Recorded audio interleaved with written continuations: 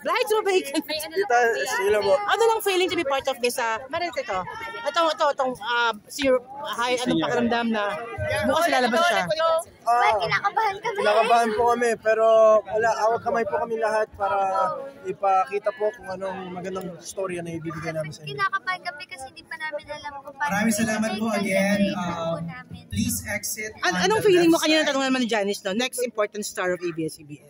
Do you feel the pressure or no? Diyan? I don't feel any pressure at kay Kimi.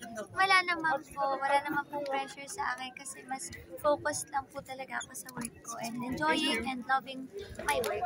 Ikaw, anong feeling na na-reconnect yung friendship niyo dito? Sabi ni, ate, teka muna, hindi namin mailalabas. Dali lang po, mabilis lang. Dali lang, kuya. Mabilis lang po, kuya, hindi namin mailalabas to. Hindi rin namin mailalabas na dahil pong tao. Kaya nga mamaya na ba? Wait lang, 5 minutes, mabilis na naman. Okay po, last question po. Hindi namin magagawa ito eh. Sige po, last Nag-reconnect yung friendship niyo ngayon. Anong feeling niyo? Sobrang masaya po ako. Ilang years din namin nanantay na magkaroon kami ng project talaga together. So, this is, I'm sure it's not the last. Pero I'm excited for you guys to see it. Syempre masaya ako. Hindi lang na makasama siya ulit, kundi makasama siya ulit sa show, kundi makasama ko ulit siya sa live. Pero maraming fans nyo na parang hindi as friends, parang tinitignan kayo as love team talaga. What's your reaction next on that? Love team, romanticized. Wala na po kasi kami magagawa doon. And of course, nakita namin na nagiging source of happiness din nila yun. Hindi namin pwede yung tanggalin sa kanila.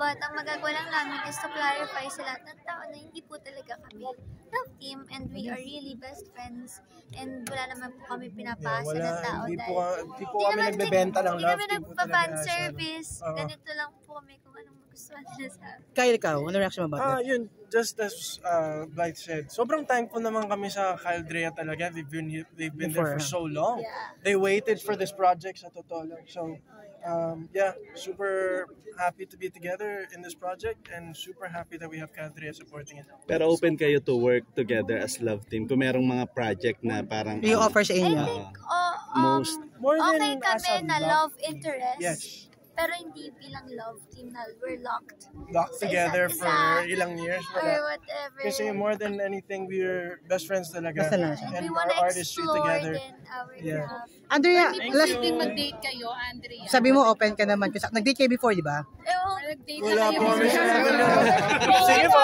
maraming salamat po.